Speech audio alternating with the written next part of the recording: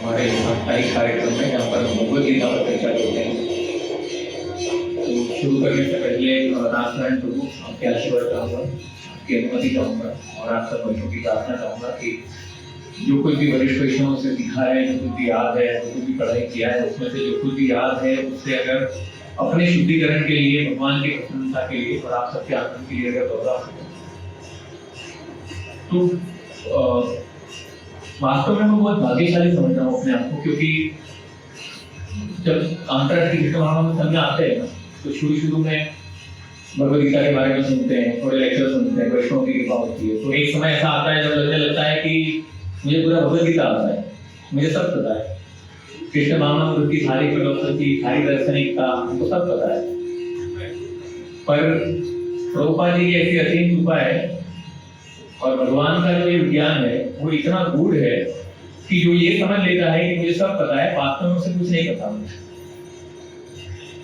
ऐसे परम मुझे राधानाथ स्वामी महाराज का बताते हैं कि जो ये जानता है और ये सोचता है कि मुझे सब कुछ आता है, वो जीवन में कभी ना तो कुछ सीख सकता है, ना ही कुछ जान सकता है। और विशेष रूप से आध्यात्मिक ज्ञान पाने का जो वास्तविक मार्ग है वो यही है, प्रणिपाते हैं। विनम्र भाव से अगर हम भगवान से प्रार्थना करेंगे, गुरुजनों से प्रार्थना करेंगे, और जितने भी हमने अभी प्रार्थनाएं की वो सारे हमारे पूर्व आचार्य थे, तो उनके आशीर्वाद से हमें कुछ उच्चिष्ट मिलता है जो उन्होंने अपने आनंद के लिए भगवान के साथ भाव में अर्जित किया है, अपने स्वाध्याय से, अपने अध्ययन से। और अभी का जो माहौल जो चल रहा है, अभी जो समाज में हम जी रहे हैं, वहां पर बहुत दुख की बात है और बहुत ही विभिन्न करने वाली घटनाएं घट रही हैं, जहाँ पर इस बात की पुनः पुष्टि हो रही है कि ये जीवन जो है वो क्षणभंगुर है। हमें लगता है कि हम सिर्फ प्रवचन में बातों को करते हैं तो हमें लगता है कि शायद ये दूसरों के लिए होगा, या ये शास्त्रिक बात है जो हमें समझनी है, ये दार्शनिक टाइप फिलोसॉफी है। और हमारे सामने घटने वाली घटनाओं को जो देखते हैं तो पता चलता है कि इसकी कितनी सच्चाई है। तो बहुत दुख हुआ और बहुत शोक भी हुआ जो घटना घटी, जो प्लेन क्रैश हुआ, वहां पे कितने सारे लोगों ने अपने प्राण गंवा दिए। और जो आचार्य कहते हैं वो सही कहते हैं, पदम पदम यद विपदाम, मतलब हर समय हर कदम पर विपत्ति है, आपत्ति है। और ये जो मनुष्य जीवन है वो कहते हैं कि बहुत मुश्किल से मिला है, पर इसका जो क्षणभंगुरता है वो इतनी है कि कमल के दल पे रखे हुए बिंदु के समान है, जल के बिंदु के समान। अभी कमल का पत्ता आपने देखा होगा, उसके दल पे अगर आप पानी का बूंद डालेंगे तो कितने देर तक रह सकता है,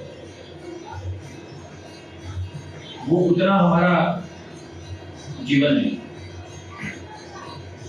तो अभी ऐसा कहा जाता है कि जब भी दिवंगत आत्माएं जो इस संसार से निकल जाती हैं उनके लिए मौन रखा जाता है, पर कृष्ण भावनामृत तंत्र में जो है वहां पर मौन से अधिक भगवान के नाम को महत्व दिया गया है। तो आज के जो भी हम चर्चा करेंगे, जो भी माला करेंगे, जो भी होगा, हम भगवान से प्रार्थना करेंगे कि उसका जो पुण्य है, जो कुछ भी उसमें हमें अर्जित होगा, वो उन आत्माओं से मिले, उनके भगवान का संपर्क मिले। तो ये हमसे अनुमान ही लगा सकते हैं कि कैसा, जैसे घर से निकले, कितने परिवार थे वो लंदन में सेटल होने जा रहे थे और किसी को इस बात की जरा भी अनुभूति नहीं थी कि 59 सेकंड में क्या घट जाएगा। वो प्लेन वाले तो ठीक है, जो होटल में थे उनको भी पता नहीं होगा, अपनी दिनचर्या कर रहे होंगे, उसको कुछ आइडिया नहीं होगा कि क्या होगा, और क्षण में वर्तमान होगा। इसलिए कहते हैं कि श्वास श्वास में कृष्ण कुछ, व्यर्थ न जाए एक भी श्वास, क्योंकि एक श्वास जो हम लेते हैं वो वापस बाहर आएगी कि नहीं आएगी उसका कोई गारंटी नहीं है। इसलिए जो आपको लगता है ना कि प्रभुपाद जी ने 16 माला क्यों दी, 16 माला एक्चुअली सिद्धांत चक्रवर्ती ठाकुर महाराज को देखेंगे तो 64 माला का उन्होंने आग्रह रखा था कि 64 माला करनी चाहिए कृष्ण भावनामृत हमें को। पर प्रभुपाद जी की कृपा है, प्रभुपाद जी उसे कम करते करते करते भक्तों ने पूछा कि नहीं होगा नहीं होगा, फिर करते करते 16 माला पे आए। तो वास्तव में जो 16 माला जप है ना, वो आपको लगता है ऐसा तरीके से आचार्य ने दिया है कि आपकी हर श्वास से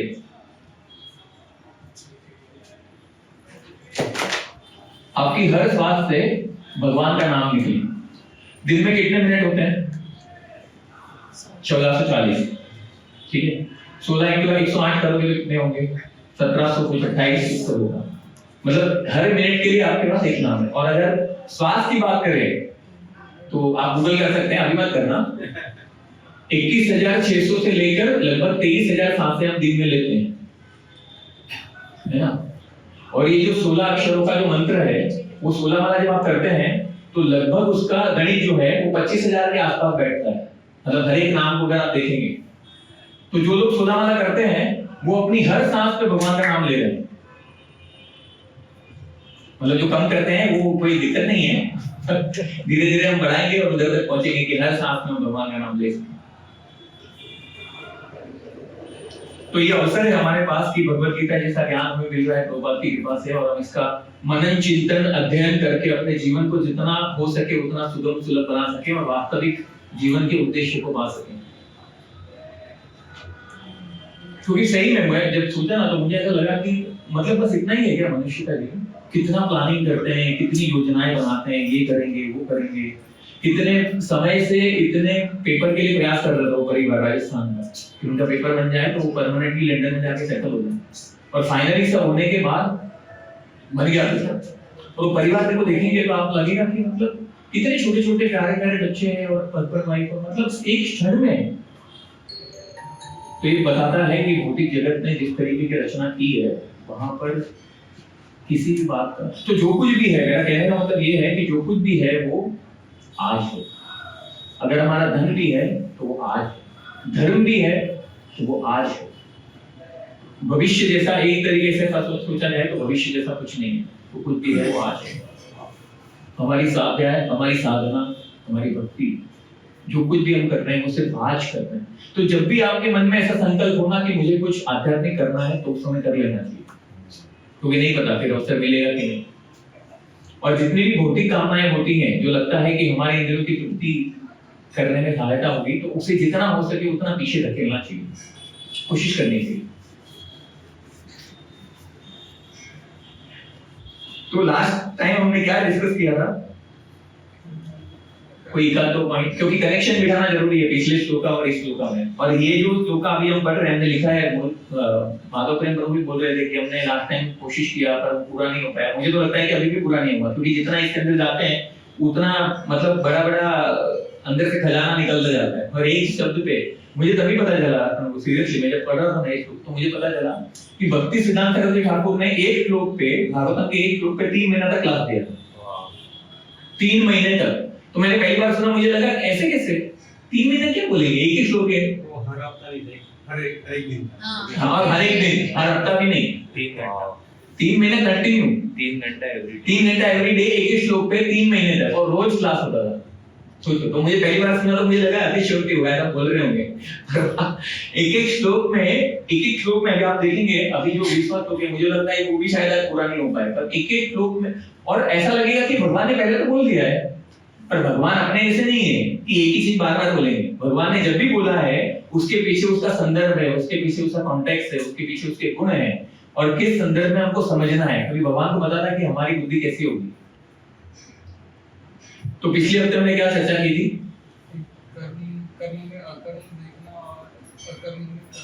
कर्म में अकर्म देखना, कर्म में कर्म को देखना। तो बेसिकली हमें ये पता चल गया है कि कर्म की परिभाषा, ये जो श्लोकास है उसमें भगवान कर्म की परिभाषा को समझा रहे हैं, अकर्म की परिभाषा को समझा रहे हैं, और विकर्म की परिभाषा को समझा दिया है।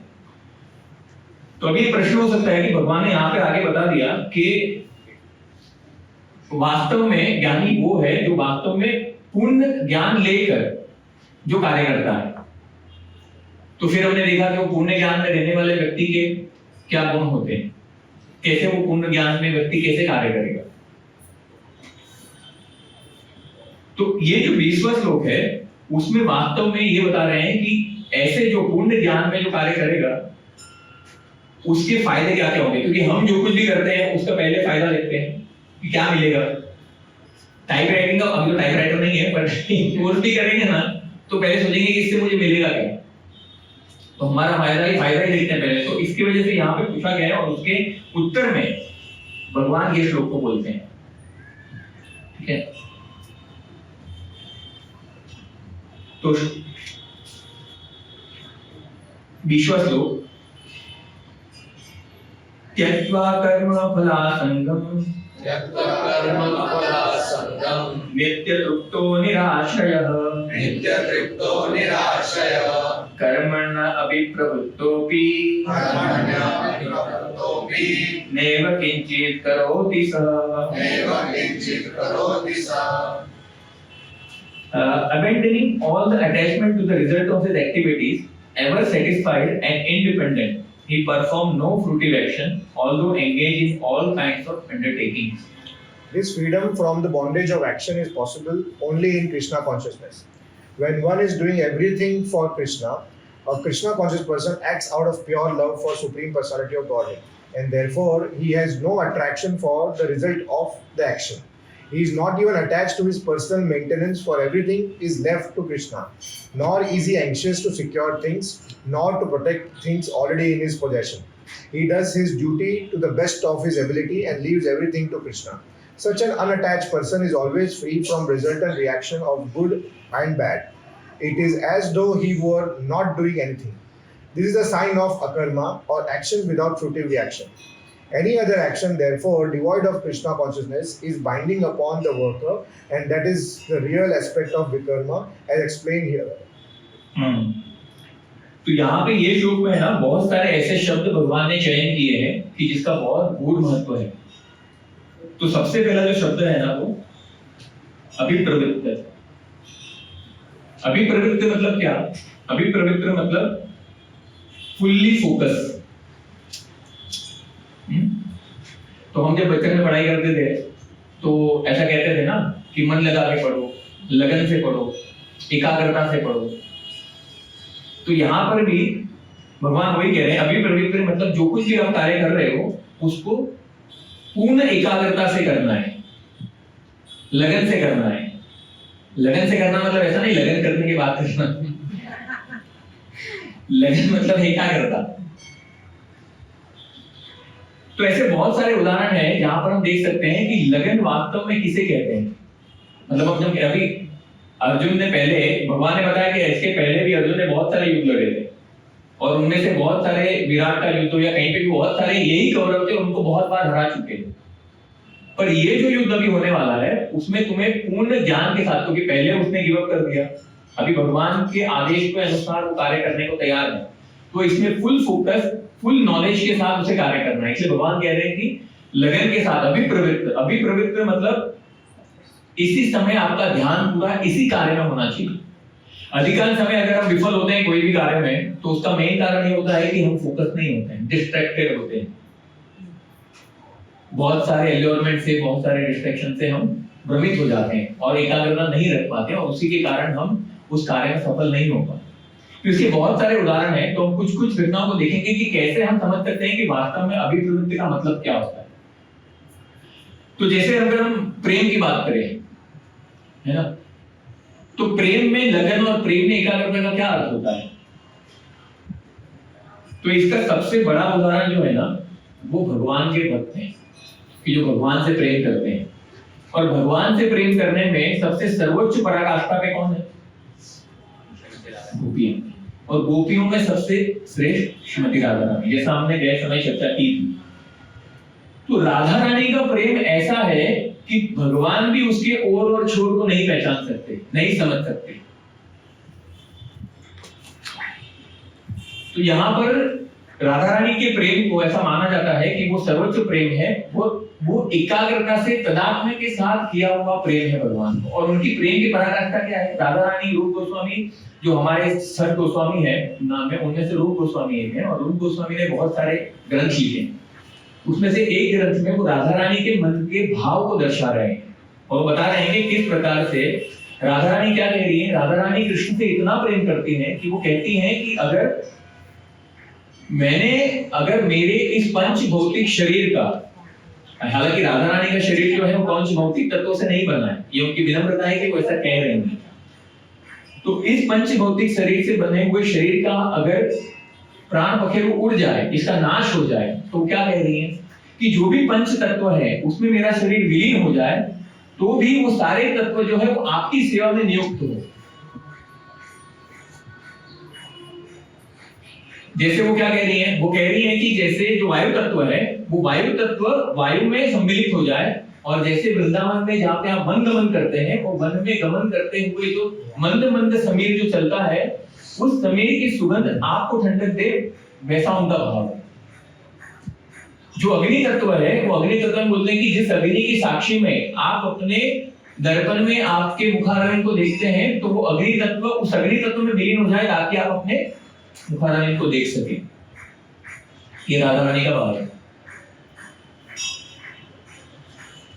और पृथ्वी तत्व में कह रही है कि मेरे शरीर का जो पृथ्वी तत्व है वो वृंदावन के रज में समा जाए, और जिसपे आपके चरण कमल पड़े और आपको वहां पर कोई भी कांटा न चुभे, और आपको शीतलता का और मृदुता का अनुभव आपके चरणों में, वैसा उनका भाव है। और वो यहाँ तक कह रही है कि अगर कोई अन्य गोपी अगर आपसे प्रेम करती है, जो अधिक प्रेम करती है, तो मैं उसकी दासी बनने को तैयार हूं। कौन कह रहा है? राधा रानी कह रही है। क्यों? क्योंकि वो कृष्ण से प्रेम करती है। मतलब कोई भी परिस्थिति में भगवान कृष्ण को कैसे आनंद मिलेगा, कैसे भगवान की सेवा होगी, कैसे संतुष्ट होगी, वो उनका भाव। तो प्रेम की पराकाष्ठा, एकाग्रता और अभिप्रवृत्ति राधा रानी बताती है। उसी प्रकार से प्रतीक्षा, क्योंकि हमारे कृष्ण भावनामृत में प्रतीक्षा और धैर्य की बहुत आवश्यकता है। मतलब सामान्यतः हमारे यहाँ मनोभाव रहता है कि आज भक्ति और कल चक्रवर्ती, ऐसा लगता है, पर भक्ति में ऐसा नहीं होता है। और प्रतीक्षा के लिए सबसे उत्कृष्ट उदाहरण किसका है? सबरी जी का। क्योंकि माता के ऋषि ने जब उन्हें आशीर्वाद दिया तो वो बचपन से नहीं जानते थे उनको, उनकी सेवा के कारण उनको आशीर्वाद दिया कि आपको भगवान के दर्शन होंगे। तो आचार्य ने बताते हैं कि उन्होंने जब आशीर्वाद दिया तो उन्होंने भगवान आए, उनकी लीला करें, उसके पहले वो जान लिया और मतंग ऋषि ने इनको आशीर्वाद दे दिया। तो आचार्य ने बताते हैं कि एक तरीके से उन्होंने भगवान को आदेश दे दिया कि आपको आना है और सबरी जी पर कृपा करनी है। तो इसलिए आप देखेंगे तो भगवान का जो रूट है वो रूट दूसरा था, और भगवान रूट चेंज करके सबरी जी के पास आते हैं। क्यों? क्योंकि उनकी प्रतीक्षा थी। और आप सोचिए कि प्रतीक्षा मतलब ऐसी प्रतीक्षा, और पूरे जीवन में प्रतिदिन यही आशा में कि आज भगवान राम आएंगे। और हम एक दिन के फेस्टिवल को सेलिब्रेट करते हैं तो कितना मेहनत करते हैं वो सेलिब्रेट करने के लिए। एक दिन, वो प्रत्येक दिन उनके लिए रामनवमी का वैसे सेलिब्रेट करती थी। और जवानी से लेकर बूढ़ी हो गई तब तक उन्होंने प्रतिदिन वही किया।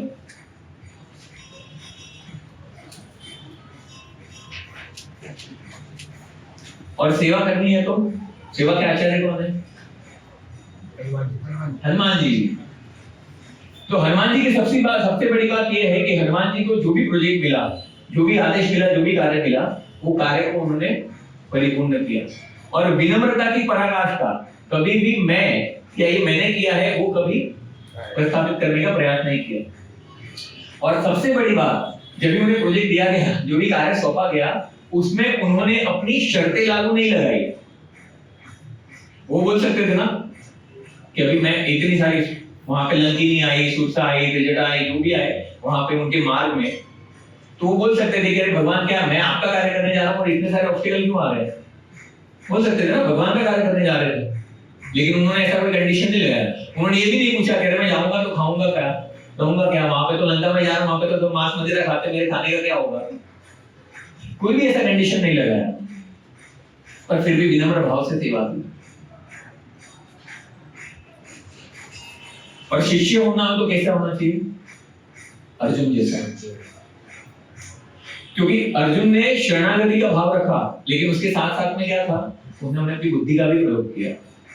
सामान्यतः क्या होता है, जब शरणागति का भाव होता है तो मैं आप पे पूरा आश्रित हूं, अब आप जो बोलेंगे, जैसा बोलेंगे ऐसा करूंगा। पर उसमें बुद्धि और विचारशीलता का बहुत आवश्यकता है शरणागत के भाव में। तो अर्जुन ने दोनों बातें की, उन्होंने अपनी बुद्धि लगाई, विचारशील भी थे। और सबसे बड़ी बात, ये जो भगवत गीता है वो हम इतने सालों से, इतने युगों से जो पढ़ रहे हैं, जो चर्चा कर रहे हैं, उसका जो बड़ा श्रेय है ना वो अर्जुन को जाता है। क्योंकि रात प्रभु मैं हम लोग पूछते हैं ना कि आप प्रश्न पूछो, वो क्यों पूछते हैं? उससे ये पूछते हैं क्योंकि अर्जुन ने अगर प्रश्न नहीं पूछे होते, ये सारे प्रश्न, तो क्या ये संवाद होता, क्या ये भगवत गीता होता? वो बोल देते भगवान ने समझ गया सब अभी युद्ध करना है, सबको मारना है, पहले अध्याय में ही खत्म हो जाता ना ऐसा। और वो कौन है? अर्जुन सामान्य नहीं है, अर्जुन नर नारायण में से नर है। मतलब भगवान जब द्रौपदी का स्वयंवर हो रहा था ना, तो द्रौपदी जब भगवान वहां पे पहुंचे, अर्जुन और भगवान जब वहां पे पहुंचे, तो द्रौपदी नील कमलों की माला लेकर खड़ी थी भगवान के लिए। और भगवान ने क्या कहा? भगवान ने कहा कि तुम ये जो माला है ना, वो अर्जुन को पहना दो, क्योंकि वो मैं ही हूं। तो भगवान अर्जुन में और कृष्ण में अंतर नहीं है। तो उन्होंने ये सब प्रश्न पूछे, इसलिए हमें चर्चा करने को मिल रहा है। तो उनका बहुत बड़ा सहयोग है हमारे लिए। और मित्र कैसा हो? मित्र कृष्ण जैसा हो।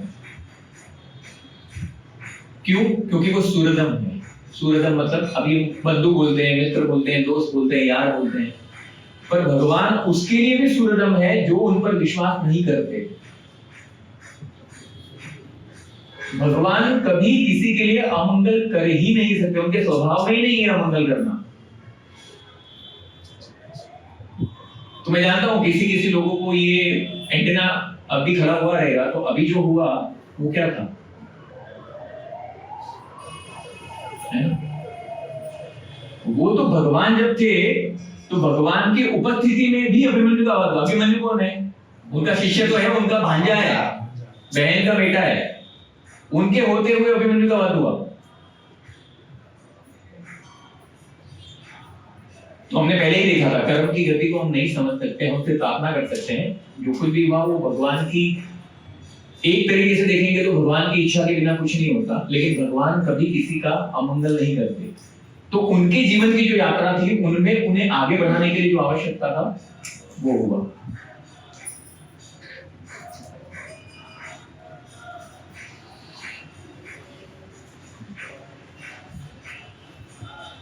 अभी यहां पर ये अभिप्रवित हमने देखा, अभी निष्किंचित करोति सः। अभी यहां पर एक एग्जांपल और आता है। यहाँ पे दो है ना, एक निराश्रय और नित्य तृप्तो। नित्य तृप्तो मतलब, तृप्त मतलब क्या? सेटिस्फाइड। तो भगवान क्या कह रहे हैं? नित्य तृप्तो। भगवान कह सकते हैं ना, तृप्त हो जाता है, ये जो ज्ञान अर्जित करता है वो तृप्त होता है और निराश्रय होता है। तो एक एक वर्ड है ना, एक एक वर्ड में बहुत सारे लेसन है। तो हम थोड़ा सा आराम से जाएंगे, हमको कोई भाई नहीं है, ये मुझे समझ गया। अभी हमें भगवद गीता पूरा नहीं करना है, हमें भगवद गीता समझना है। तो जैसे भगवान ने कहा कि अकर्म आप करो, भगवान के लिए कार्य करो। तो अकर्म कैसे किया जाता है, उसे एक सिंपल से उदाहरण से समझ सकते हैं। जैसे अभी कोई क्राइम होता है तो क्या होता है? पुलिस वहां पे आता है और फिर वो क्राइम की छानबीन होती है, गुनाह जो हुआ है वो किसने किया, कैसे किया। तो सबसे पहले वो कार्य क्या करते हैं? पुलिस आते हैं, सबसे पहले क्या करते हैं? जब छानबीन करना है तो क्या करेंगे? सबसे पहले ग्लॉस करेंगे ना, क्योंकि जितनी भी वस्तुएं, जितनी भी साधन सामग्री, जिसका भी यूज हुआ है, उसमें जो गुनहगार है उसके हाथ के चिन्ह होंगे। तो वो चिन्ह मिट न जाए, इसलिए वो सबसे पहले ग्लव्स पहनेंगे और फिर कार्य करेंगे। तो ये अकर्म का मतलब है कि आपको क्या करना है? आपको ग्लव्स पहनने हैं। किसके ग्लव्स पहनने हैं? कौन से ग्लव्स पहनने हैं? कार्य करते। कौन से ग्लव्स पहनेंगे?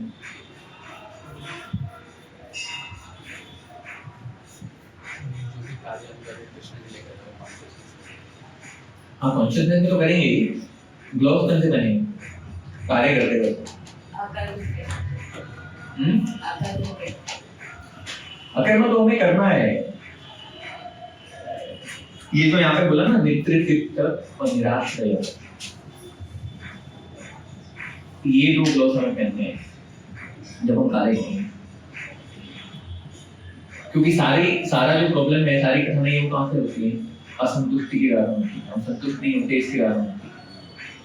तो जब हम सेटिस्फाइड हैं, अगर आपको प्रसाद सर्विंग करने लगा है, आप सुबह से भूखे हैं, तो आपका ध्यान कहाँ जाएगा? प्रसाद पे जाएगा। खुद भूखे हैं ना, तो आप अगर तृप्त होंगे तो आप अच्छे से सर्व कर सकते हैं, इसलिए जगन्नाथपुरी में क्या होता है, अभी रथ यात्रा आएगा, जगन्नाथपुरी में क्या होता है, विश्व का सबसे बड़ा किचन है वहां पे क्या होता है, जो भी वहां पे सेवा करने जाते हैं वो पहले अच्छे से प्रसाद ले लेते हैं, संतुष्ट हो जाते हैं, तृप्त होने के बाद किचन में जाते हैं ताकि उनका जो भोगा पे नजर ना जाए। अभी जैसे तृप्त की बात आती है ना, तो हम लोग यहाँ पे देखेंगे कि तृप्त अभी भगवान ने नित्य तृप्त क्यों कहा, क्योंकि हम देखो अभी हमें कभी कभी क्या होता है जब हम तृप्तता की बात करते हैं तो कभी कभी मेरा तो ऐसा अनुभव रहा है प्रत्येक साल, हालांकि अभी तो मैं नहीं खाता हूँ, पर जब मैं खाता था तब मैं शादी में जब भी जाते थे तो पहले से डिसाइड करके जाता था ना, अभी वो लास्ट टाइम जैसा गलती किया था ना, ऐसा नहीं करना। यहाँ पे ना सबसे पहले प्लेट में सब भरना नहीं है, ठीक है, थोड़ा थोड़ा टेस्ट करेंगे और थोड़ा थोड़ा खाएंगे। पर जितनी बार भी मैंने ये प्रण लिया है वो हर बार टूटा है, और बाहर निकल जब अंततः वो आत्मग्लानि हुई कि मैंने क्यों खाया है, क्या होता है। और उस समय हमको लगता है कि हम तृप्त हो गए, मतलब अभी तो सबसे प्यारी चीज भी कोई आएगी ना तो भी मैं नहीं खाऊंगा, और अगले स्थानी में तो मतलब कुछ भी टच ही नहीं करूंगा, खाली लिक्विड ही दूंगा। लेकिन वो कब तक रहता है, जब तक दूसरा दिन नहीं होता तब तक। इसका सबसे बड़ा उदाहरण है ना, जो शराबी व्यक्ति होता है उसे ऐसा लगता है जब वो पी लेता है ना, और जब उसे नशा चढ़ जाता है, तो जब नशा चढ़ जाता है तो वो दूसरे लोक में चला जाता है, ठीक है, उसका एक अलग दुनिया होती है, उसका एक अलग लोक होता है, उसको ऐसा लगता है कि वो तृप्त हो गया है। पर उसकी वो तृप्तता कब तक होती है, जब तक हैंगओवर नहीं उतरता नहीं है, तब तक दूसरे दिन में, जब तक वो नशा रहेगा तब तक वो तृप्त रहेगा। तो यहाँ पे आचार्य बताते हैं कि एक दिन की तृप्ति नहीं, नित्य तृप्ति मतलब क्या, प्रतिदिन तृप्त रहना है। अब प्रतिदिन तृप्त कैसे रहेंगे,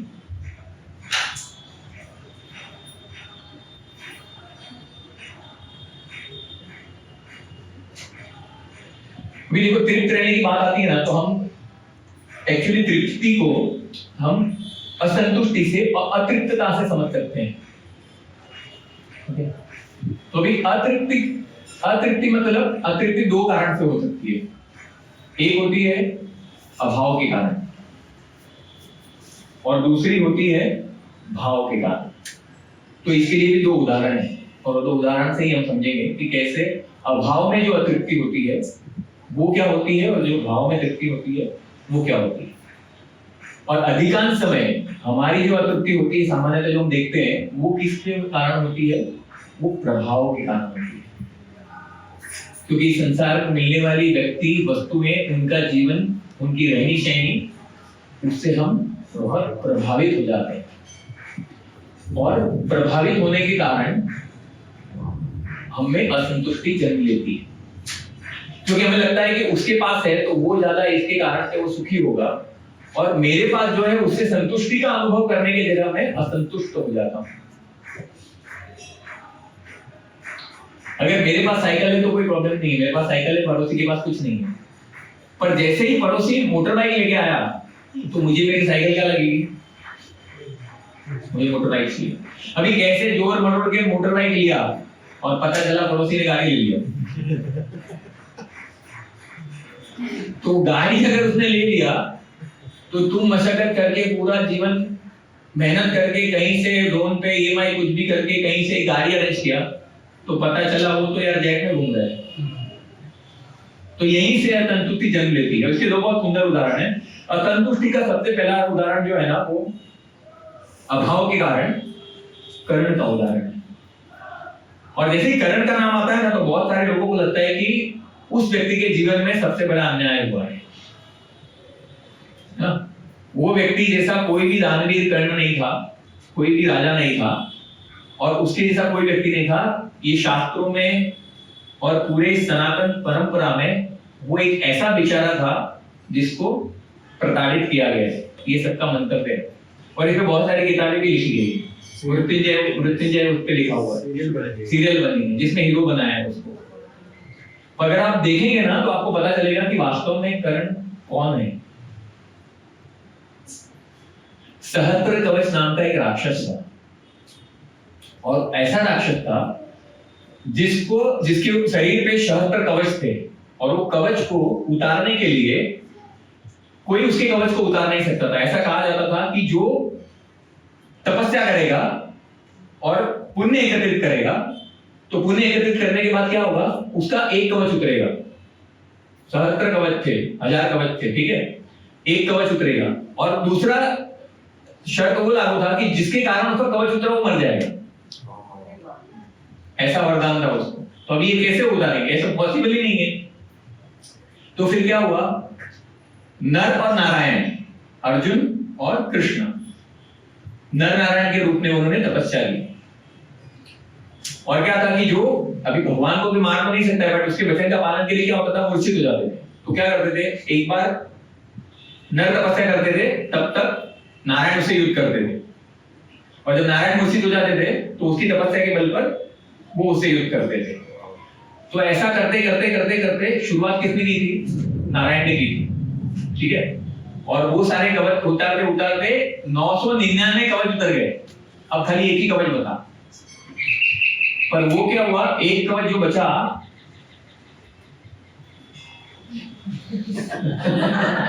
फर्स्ट टाइम तो एक कवच जो बचा ना, वो एक कवच लेकर उसे पता चल गया कि ये कवच भी उतर जाएगा तो मेरी तो मृत्यु हो जाएगी। तो वो क्या किया, उसने जाके वो सूर्य में विलीन हो गया, वो एक कवच लेकर। और फिर जो कुंती महारानी ने अपने प्रयास में बाल्यकाल में दुर्वासा मुनि द्वारा दिए गए आशीर्वाद को परखना चाहा, बाल्यावस्था में जानकारी नहीं थी, और उन्होंने सूर्य नारायण का आवाहन किया और सूर्य नारायण प्रकट हो गए। अभी वो बालिका थी, उसको पता नहीं। अब वो सूर्य नारायण बोला अभी मैं आया हूं तो तुमको वरदान देना ही पड़ेगा। तो बोली मैं तो विवाहित भी नहीं हूं, मेरी उम्र भी नहीं है, और आप मुझे पुत्र देंगे तो मेरा क्या होगा। बोला वो तो नहीं, आपका ये जो श्लोक है, ये जो आपने बोला है, इसके कारण मुझे आपको फल लेना ही है, तो लेना पड़ेगा। तो कर्ण की प्राप्ति हुई। अब इस कर्ण को सूर्य पुत्र क्यों कहा जाता है, और वो कुंडल और कवच के साथ जन्म लिया। कौन सा कवच, उसका जो एक बाकी था ना, उसके साथ उसने जन्म लिया, और वो कुंती महारानी से पुत्र हुआ। फिर कुंती महारानी को लोग लज्जा के कारण उनको विवशता का व्रत उनको करना था, नजारा बहा दिया उन्होंने। तो ये जो हुआ उसमें फिर उसके कारण जो एक कवच था शुरुआत नारायण ने की थी, अभी किसकी बारी है, नर की बारी है। नर कौन है, अर्जुन। तो यहाँ पर अभी देखो सबसे पहला क्या होता है कि अभी दुर्योधन के साथ दोस्ती कैसे हुई, ये अभाव के लिए मैं बोल रहा हूँ, एक एक वर्ड में मतलब पूरा दुनिया है इसके अंदर। अभी उसको क्या लगता था, उसको ना अपने गुणवत्ता का, अपने कुशलता का, और अपनी काबिलियत नहीं बोलेंगे, अपनी कुशलता स्किल्स को, उसको प्रमाण पत्र चाहिए था, उसको हमेशा रेटिंग चाहिए था। अभी हम आजकल लिखते हैं ना, पहले के जमाने में क्या होता था, ऐसा मतलब क्या, लिखने का मतलब कुछ नहीं मिलेगा, और अभी सब कुछ इस पे कितने लाइक्स मिले, कितने जनों ने लाइक किया, तो उसको वो वही कैटेगरी का था, उसको रेटिंग चाहिए था। तो उसमें क्या, अभी देखो जैसे कोई कॉलेज, अभी अंगराज उसको किसने बनाया, दुर्योधन ने बनाया।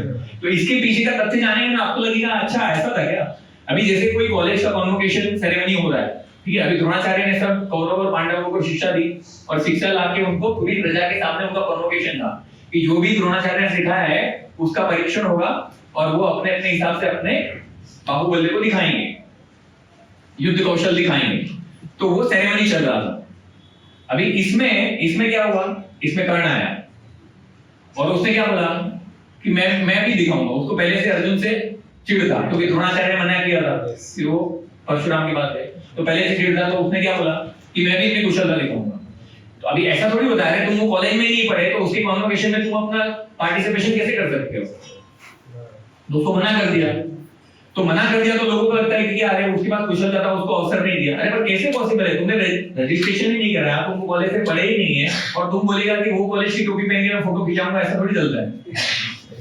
तो वो आ गया और उसने बोला मुझे भी पार्टिसिपेट करना है, मैं भी अपना युद्ध कौशल दिखाऊंगा। अब इसका ध्यान कौन रख रहा था, दुर्योधन, क्योंकि दुश्मन का दुश्मन दोस्त होता है। तो इसने अपना बुद्धि लगाया और उसने क्या बोला, उसने बोला कि मैं तुमको अंग देश का राजा बनाऊंगा। अभी अंग देश का राजा बनाया, अंग देश उसके बाप का था नहीं था, क्योंकि जो धृतराष्ट्र थे वो कार्यकारी राजा थे, जब पांडु और उनकी पत्नियां जब वेकेशन पे गए थे, उनको कार्यभार सौंप के गए थे, और सौंप के गए थे, उसमें वो इतने लालची हो गए कि वापस ही नहीं दिया। तो पहले तो उसका था नहीं, तो उसने बोला मैं तेरे को देता हूं। अभी ये समाज में अपने खानदान की, अपने कुटुंब की लज्जा ना जाए, इसी वजह से किसी ने कुछ बोला नहीं तो बोल सकते थे ना, अबे तेरे पास है क्या, तू कैसे दे सकता है उनका? तेरा जो पिता है उसका ही नहीं है तो तू कैसे दे सकता है? तू तो युवराज है। पर लोक लज्जा के कारण और समाज में अपनी प्रतिष्ठा को बनाए रखने के कारण उन्होंने कुछ बोला नहीं और उसे, तो ये दुर्योधन की वृत्ति थी। अभी दुर्योधन ने क्यों सोचा? दुर्योधन ने सोचा कि इसके टक्कर में अर्जुन के साथ लड़ने के लिए ये काम आएगा, और इस पे एहसान कर दूंगा तो वो जीवन भर मेरे साथ में ही रहेगा। और इसमें मतलब सीधा साधा ये समझ लो कि दुर्योधन जो है ना, वो बहुत बोलता था, उसे पता नहीं था कि वो क्या बोलता है, कितना बोलता है, उसका मायने क्या है। तो एक तरीके से देखा जाए तो वो द्वापर युग का बपू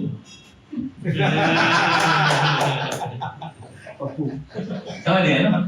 तो उसे समझता ही नहीं था। अभी भीष्म देव जो थे ना, भीष्म देव ने जब युद्ध होने वाला था, तो युद्ध होने के समय सबको अपनी अपनी रेटिंग दी। अभी कर्ण को भी रेटिंग के लिए बहुत था ना, तो अपनी अपनी रेटिंग दी सबको, किसी को रथी, किसी को महारथी, किसी को त्रिरथी, ऐसे सबका रेटिंग दिया। जब कर्ण की बारी आई तो भीष्म देव ने क्या बोला, उसको देखा और उसको बोला ये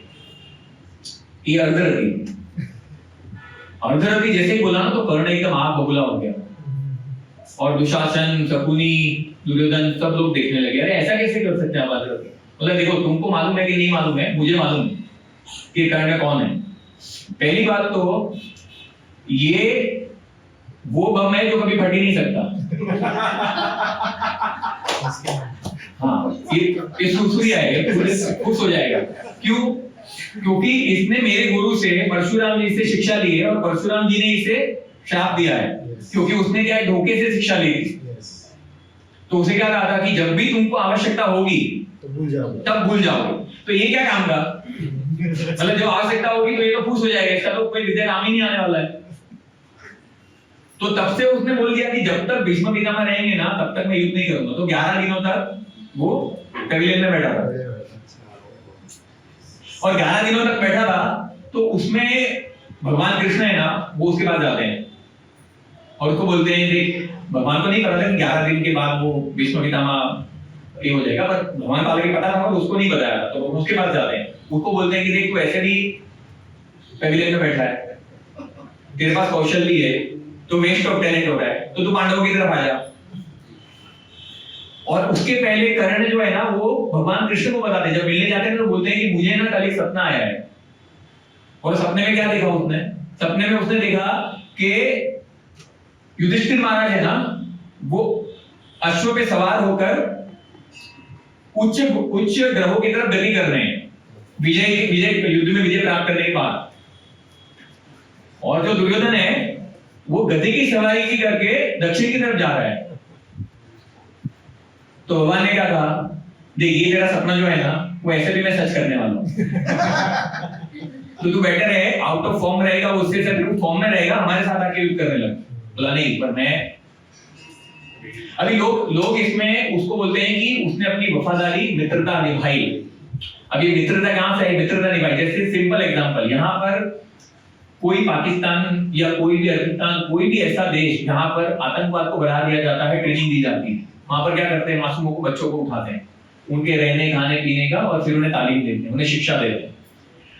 और वो शिक्षा देते हैं तब उनके ब्रेन वॉश किया जाता है, उनको पूरी तरह से उनको हिप्नोटिज कर दिया जाता है, और फिर उनको एक ही चीज दिखाई जाती है कि तुम ये करोगे तो तुमको फलाना फलाना 7 to 45 तो मिलेगा। हाँ, कुछ भी उनको मिलेगा। अभी वो लालच में वो यही रहते हैं और वही करते रहते हैं।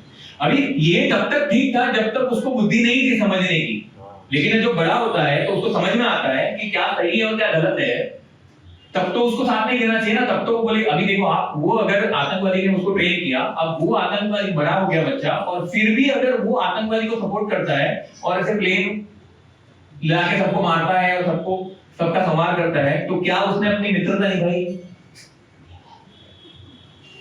तो ये कर्ण की बात थी। तो कर्ण को हमेशा अभाव में वो हमेशा अतृप्ति रहा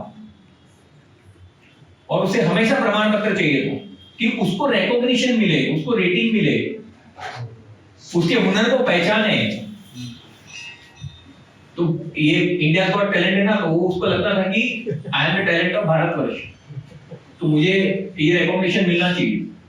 अब दूसरा बात आता है, दूसरे बात में क्या आता है, बोलते हैं कि सबसे बड़ा बात लोगों के दिमाग में है ना कि वो जब युद्ध करने के साथ में जब रथ से नीचे था तब उसको अर्जुन ने मारा,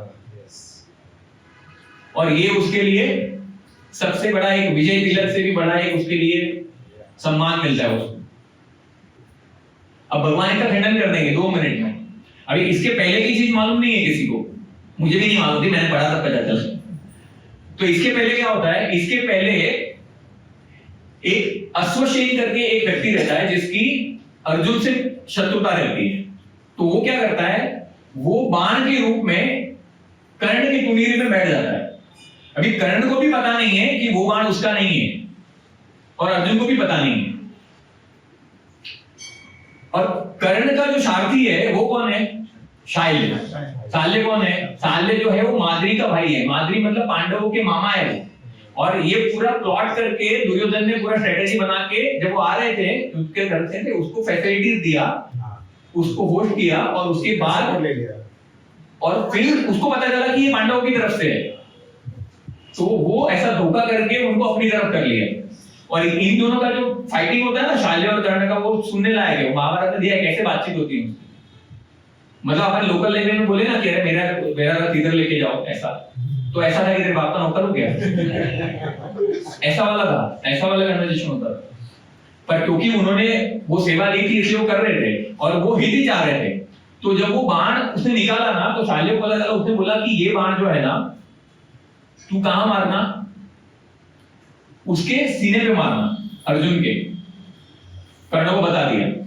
अभी भगवान को तो सब पता है कि कौन सा बाण है, तो भगवान ने क्या किया, भगवान ने पहले से अपने अंगूठे से अर्जुन के रथ को दबाकर जमीन में धंस दिया। और उसके कारण क्या हुआ, जो कर्ण ने बाण छोड़ा था वो अर्जुन के मुकुट पे लगा और मुकुट गिर गया। और रथ का पहिया, अर्जुन का भी रथ का पहिया जमीन में घुस चुका था। और अर्जुन क्या कर रहा है, अर्जुन वो रथ के पहिए को निकाल रहा है, लेकिन कर्ण नहीं रुका। कर्ण ने बाण मारना शुरू रखा। और फिर इसके उत्तर में जब उसका पहिया फंस गया तब अर्जुन को बोला कि अभी इसको मारो। अभी तभी अर्जुन का समर्पण देखो, अर्जुन कौन है, क्षत्रिय है। और अर्जुन को एक क्षत्रिय के लिए निहत्थे क्षत्रिय पर मारना मतलब ये समझ लो कि आने वाला सारा जो युग है वो अर्जुन को गाली देगा, ठीक है। मतलब उसके ईगो के लिए, उसके अहम के लिए, क्षत्रिय का जो अहम होता है उसके लिए कितनी बड़ी बात है। पर उसने क्या किया, उसने विनम्रता दिखाई और उसने भगवान का इंस्ट्रक्शन है ना इसलिए मैं करूंगा। और फिर कर्ण पूछता है कि आपने निहत्थे होते हुए मुझ पर प्रहार करवाया और ये युद्ध के नियम के विरुद्ध है।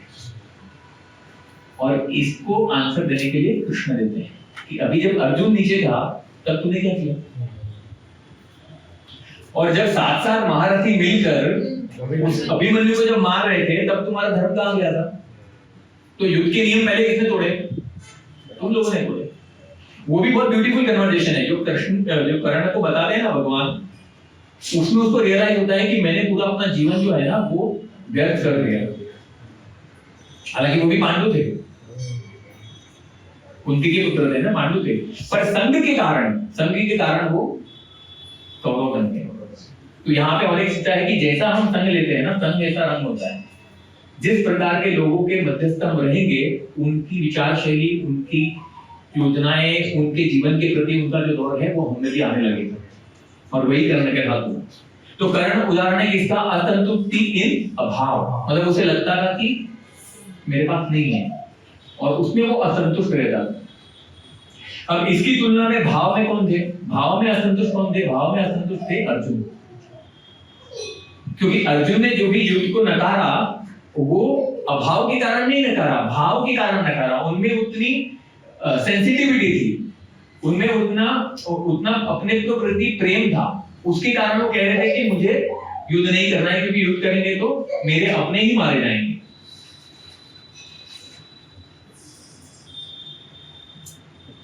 तो अभी इसके बहुत सारे कारण हैं। असंतुष्टि, हमारे जीवन में असंतुष्टि का अनुभव हम क्यों करते हैं और किन किन कारणों के कारण हमें असंतुष्टि का अनुभव होता है। सबसे बड़ा जो असंतुष्टि होता है ना, वो इसके कारण होता है कि हम वास्तविकता को नकारते हैं या निग्लेक्टिंग द रियलिटी। तो इसका एक बहुत अच्छा उदाहरण है। एक जंगल में क्या होता है, एक जंगल में कंपटीशन होता है, ठीक है। सब जितने भी प्राणी है वो सारे शर्त लगाते हैं और सारे दौड़ करते हैं, और दौड़ करते करते करते क्या करते हैं, और उसमें कौन जीतता है? चीता जीतता है, सबसे तेज दौड़ने वाला। हाथी हार जाता है। अब वो वापस से रेस लगाते हैं और हर बार हाथी हारता है। अभी हाथी और चीता, उसकी क्या तुलना है? तो हाथी डिप्रेशन में क्यों जाता है? क्योंकि उसे लगता है कि वो ये रेस जीत सकता है, क्योंकि उसने अपनी वास्तविकता को नकार दिया है। अभी हाथी का कंपैरिजन चीते से कैसे होगा? वो भाग ही नहीं सकता है और वो कभी जीत ही नहीं सकता है, पर उसने वास्तविकता को समझा ही नहीं। वास्तविकता को स्वीकार करना ये हमारे लिए बहुत बड़ी बात है हमारे जीवन में। Not meant for the race. और जितना जल्दी, जितना सहजता से हम वास्तविकता को स्वीकार लेंगे ना, उतने हम ज्यादा सुखी रहेंगे। अभी मछली थोड़ी ना उड़ सकती है, मछली कंपेयर करेगी अपने आप को पक्षी से तो वो नहीं उड़ सकती, वो कंपैरिजन ही रॉन्ग है। तो हर एक व्यक्ति, आप में से यहाँ पर बैठा हुआ हर एक व्यक्ति विशेष है, हर एक व्यक्ति में भगवान ने कुछ विशेषताएं दी हैं, तो हमें उस पर फोकस करना चाहिए कि हमारी क्या विशेषता है। गोविंद गिरिवर को इतना अच्छा कीर्तन करते हैं, मुझे लगे कि अरे यार मैं क्यों कीर्तन नहीं कर सकता। भी भाई भगवान ने उनको कला दी है, उनकी साधना, उनकी भक्ति के कारण वो कर पा रहे हैं, और उनका इतना प्रयास है, उसके पीछे अध्ययन है और इतने वर्षों की तपस्या है, उसके कारण भगवान ने उनको वरदान दिया है और वो कर सकते हैं। तो बजाय इसके कि दूसरों में क्या उपलब्धि है उससे असंतुष्टि को जन्म देना, उससे अच्छा हमारे पास जो है उसको संतुष्टि का अनुभव कर उस पर ध्यान केंद्रित करना, अभिप्रवृत्त रहकर अपने कार्य को करना, तो हम ज्यादा सफल हो पाएंगे।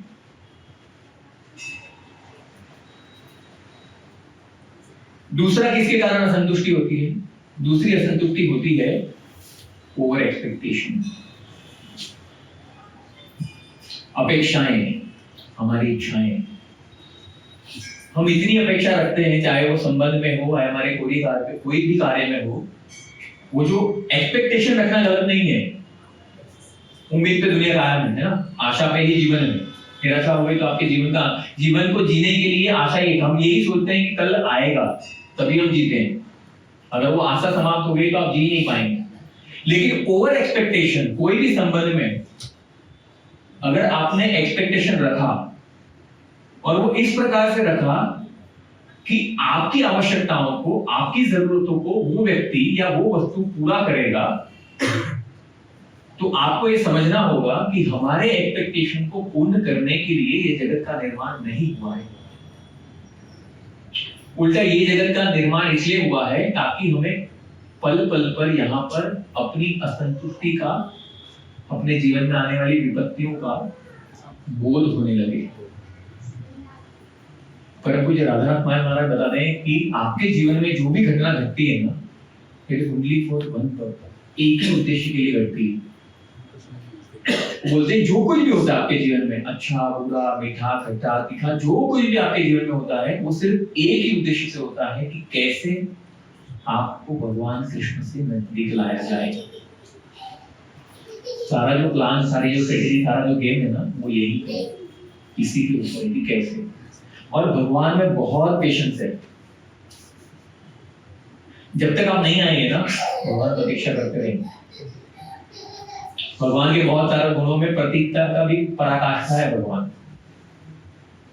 हमारे कर्मों के कारण मिलने वाले फलों के लिए हम कितने न जाने कितने जन्मों में कितनी योनियों में गए हैं, और उसके साथ साथ भगवान हर जन्म में हमारे साथ रहे हैं। चाहे मैं मल का कोई कीड़ा बना हूं या कोई स्वर्ग का कोई राजा बना हूं, प्रत्येक तो भगवान का देखिए कि भगवान सूरदम कितने हैं, कितनी कृपा है और कितना पेशेंस है उनमें।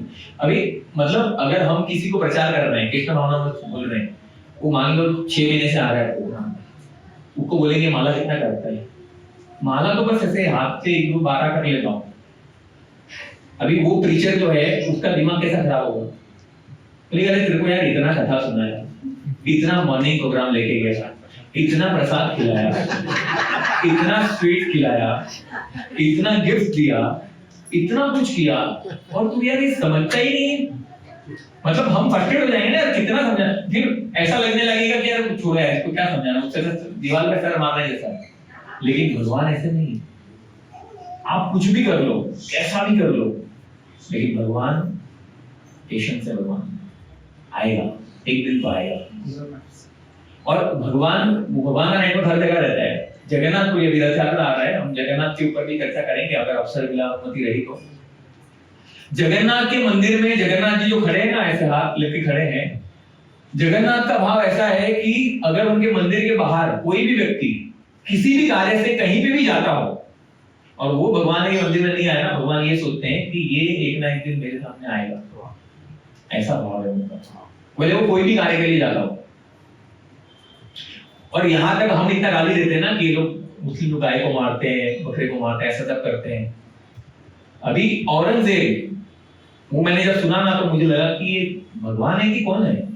औरंगजेब पे जगन्नाथ जी ने कृपा किया है। हम कभी चर्चा करेंगे कैसे कृपा किया उनको। तो ओवर एक्सपेक्टेशन के कारण हमें असंतुष्टि होती है। दूसरा, रिपीटेड फेलियर। ओवर एक्सपेक्टेशन होता है, उसके कारण क्या होता है, रिपीटेड फेलियर होता है। हम अपेक्षाएं रखते जाते हैं और बार बार नकारते जाते हैं और बार बार उसमें फेल होते रहते हैं, तो उसके कारण हमें असंतुष्टि जगने लगती है। फिर डिप्रेशन आता है और डिससैटिस्फैक्शन होने लगता है। और डिप्रेशन और फ्रस्ट्रेशन इतना होने लगता है कि फिर व्यक्ति को लगता है कि हमारे जीवन में हम ये सब कुछ करने के बाद भी ये क्यों घटित नहीं हो रहा है। पूरा प्रयास कर रहे हैं, सब कुछ कर रहे हैं, लेकिन वो चीज हो ही नहीं रही। तो ये सब जो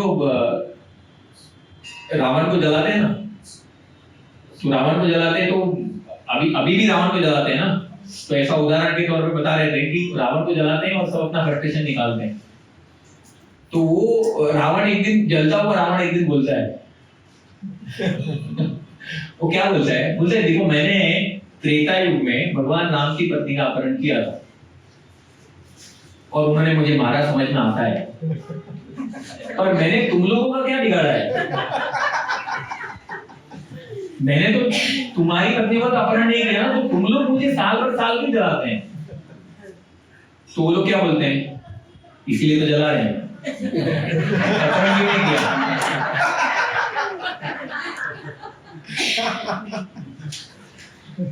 उनका फ्रस्ट्रेशन है ये।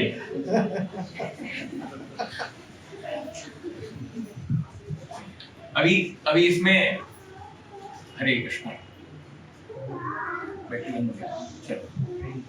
ने मुझे बोला है कि अभी बंद कर दूंगा।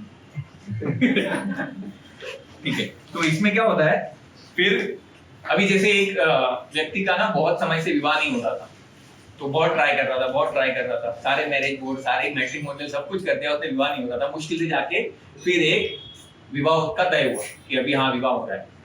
विवाह हो रहा है तो थोड़ा निश्चिंत हो गया, यार इतने समय से ट्राई कर रहा था, फाइनली हो रहा है।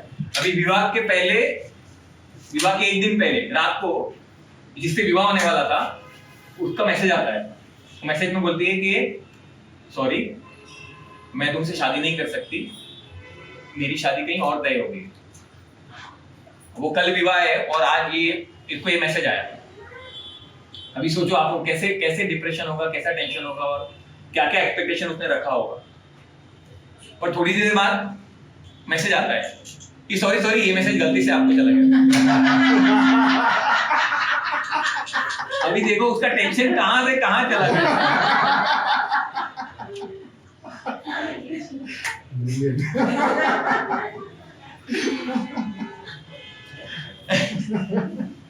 और हमेशा है ना, दूसरा एक कारण होता है असंतुष्टि का। बहुत सारे ऐसे व्यक्ति होते हैं, आप कितना भी करो ना, वो आपको हमेशा क्या करेंगे, आपको निरुत्साहित करने का प्रयास करेंगे, आपको डिस्करेज ही करेंगे। बोलेगा अरे तू यार क्या, तू जिम में जाएगा बेचारा, मेहनत करके बोलेगा जिम में जाकर थोड़ा व्यायाम कसरत करता हूँ, थोड़ा बॉडी बनाता हूँ। बोलेगा भाई तू क्या बनाएगा, तू अपना हाल देख। उसको डिस्करेज ही करेंगे, कुछ भी कर लो ना आप, उसको डिस्करेज करेंगे। तो ऐसे लोगों के संग में रहेंगे ना, तो आप जीवन में प्रगति नहीं कर सकते, क्योंकि वो आपके आत्मविश्वास को कम करते हैं। अभी दूसरा क्या होता है, दूसरा असंतुष्टि किसके कारण होता है, हमारी एक सामान्यता, एक प्रवृत्ति हो गई है कि हम संकट को और विपत्ति का अनुमान लगाने लगते हैं, इमेजिनिंग द प्रॉब्लम। और हम ऐसी चिंताओं में बढ़ जाते हैं जो जीवन में अधिकांश समय उसमें से 80% होती ही नहीं है। ऐसी चिंताओं में बैठ जाते हैं, ओवर थिंकिंग जो बोलते हैं ना, ओवर थिंकिंग, ऐसी चिंताओं में जल जाते हैं जो हमारे जीवन में कभी घटित होने वाला ही नहीं है। उसका एक बहुत अच्छा उदाहरण है, एक लेडी रहती है पाश्चात्य देश में। वो क्या करती है, वो डॉक्टर के पास जाती है, बोलती है कि मेरे पेट में ना एक मेंढक है। बोलती है मेरे पेट में मेंढक है। डॉक्टर के पास जाती है और डॉक्टर उसको देख रेख करता है, बोलता है कुछ नहीं है, क्या बोल रहे हैं आप, कुछ भी नहीं है ऐसा। बोला अरे नहीं आपको नहीं पता है, मेरे पेट में मेंढक है। तो सारे डॉक्टर टेस्ट करते हैं, सारे बोलते हैं, और हर बार जाती है डॉक्टर के पास, बोलती वो सब ना पूरे उसमें कम्युनिटी बोल देते हैं अरे पागल है, पागल हो गई। हर किसी के डॉक्टर के पास सब लोग नकारते, बोले कुछ नहीं है, तो बोलती है नहीं नहीं है। तो एक डॉक्टर थोड़ा इंटेलिजेंट रहता है, वो बोलता है अरे हाँ सही में आपके पेट में मेंढक है। तो वो क्या बोलता है, फिर मेंढक वो बोलता है कि ठीक है आपका ऑपरेशन करना पड़ेगा, मैं अभी सीटी स्कैन वो सब करूंगा, एक्सरे से निकालूंगा और फिर मेंढक देख के आपका ऑपरेशन करेंगे। तो बोला देखा मैंने बोला था ना, ये सारे डॉक्टर है ना बुद्धू है, सारे झोला छाप है, कोई मान ही नहीं देते कि मेरे पेट में मेंढक है, आप ही एक सही डॉक्टर हो। तो वो क्या करता है, वो उसको एनेस्थीसिया देता है और फिर कुछ तो ऐसा करता है थोड़ा बहुत, और नर्स को बोलता है कि बाजू के तालाब में से एक मेंढक लेके आओ, और फिर उसको कोई मेंढक लेके आते हैं और उसको दिखाते हैं, बोलते देखो आपके पेट से इतना बड़ा मेंढक है। बोला देखा मैंने बोला था ना। तो सब खुश, उसका प्रॉब्लम भी सॉल्व हो गया, नर्स भी खुश, डॉक्टर भी खुश, वो भी खुश, चली गई। चलो ऐसे केस सॉल्व हो गया। थोड़ी दिन वापस आई वो, बोले अरे डॉक्टर प्रॉब्लम बढ़ गया है। तो बोलती है क्या हो गया, अरे वो जो मेंढक था ना उसने अंडे दिए, मेरे पेट में उसके बच्चे हैं। अभी ये उदाहरण इसलिए है क्योंकि ये समझाता है कि जिसको प्रॉब्लम को इमेजिन करने का आदत पड़ गया है ना, उसको कोई भी डॉक्टर उसकी सारवार नहीं कर सकता। तो इसीलिए एक और उदाहरण आता है, इसका उदाहरण है वो खतराज का उदाहरण है। खतराज करके एक व्यक्ति रहता है और उसका कैसा रहता है, उसको ये बीमारी रहता है कि कहीं ना कहीं वो दूसरों को कैसे कष्ट दिया जाए वो सोचता है। तो वो क्या करता है, वो बोलता है कि उसको पता चलता है कि एक ऐसा गांव है जहां पर किसी को कोई भी कष्ट नहीं है। तो पता लगाता है और वो सोचता है कि कैसे कोई कष्ट नहीं है। तो उसको पता चलता है कि वो गांव में ना लोगों को एक कष्ट रहता है, एक तकलीफ होता है कि वो बाजू के गांव के बाजू में जो जंगल रहता है वहां पे कभी नहीं जाते, क्योंकि वहां पे एक शेर है और उस शेर के भय से ये लोग कभी वहां नहीं जाते। तो ये जो खतराज रहता है ना, वो क्या बोलता है, अच्छा मुझे मिल गया, अभी ये लोग को कैसे प्रताड़ित करना है, कैसे परेशान करना है, मुझे मिल गया। अभी लोग शेर से डरते हैं ना, तो शेर यहाँ पर क्यों नहीं आता है और वो वहां पर क्यों नहीं जाते हैं? वो तो डर से नहीं जाते, लेकिन शेर यहाँ पर क्यों नहीं आता है? क्योंकि शेर ने अभी तक कभी भी ह्यूमन ब्लड टेस्ट नहीं किया है। तो वो क्या करता है, वो जाता है कि ये गांव वालों को तो मैं शेर से सामना कराऊंगा। वो क्या करता है कि उसको ह्यूमन ब्लड कैसे टेस्ट कराता है, वो खुद शेर के सामने चला जाता है। मतलब व्यक्ति जब ऐसे प्रमाद में होता है तो वो ये भी नहीं सोचता है दूसरों को हानि देने के चक्कर में खुद की हानि हो रही है।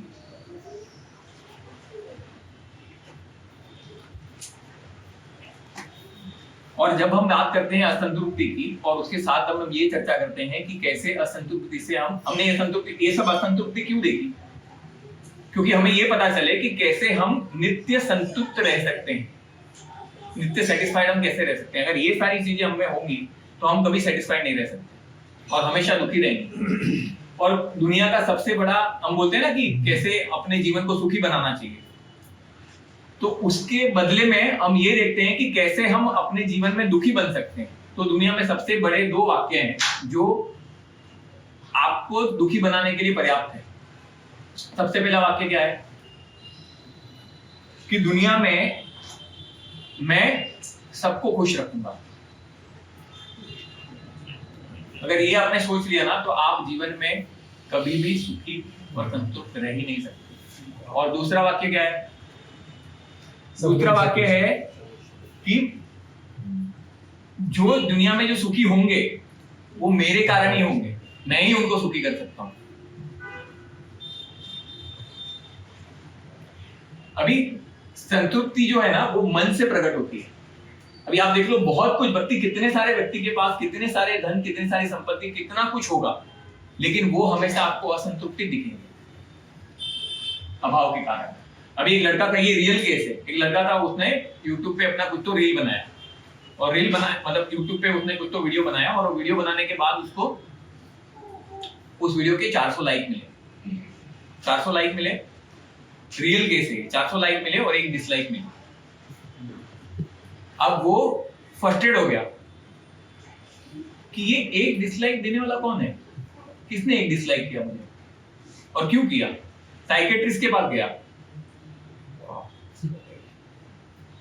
तो बोलते हैं अरे तुम 400 लाइक मिला है तुमको, तुम वो नहीं देख रहे हो और तुम क्या देख रहे हो, 1 डिसलाइक मिला है। बोला नहीं, मुझे जानना है कि वो कैसे डिसलाइक कर सकता है।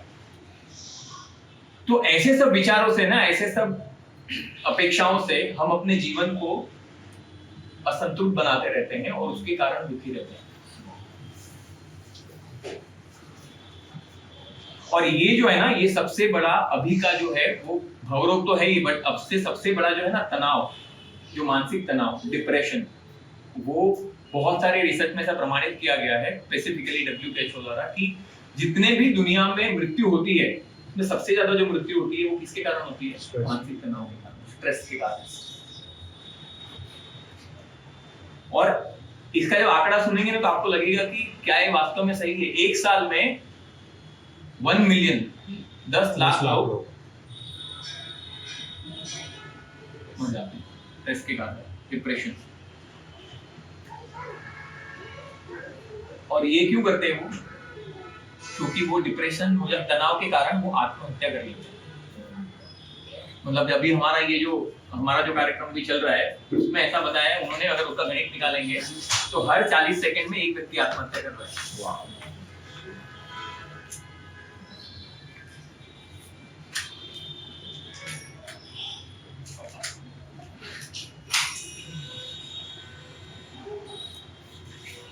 अभी यहाँ पे एक दूसरा वर्ड है,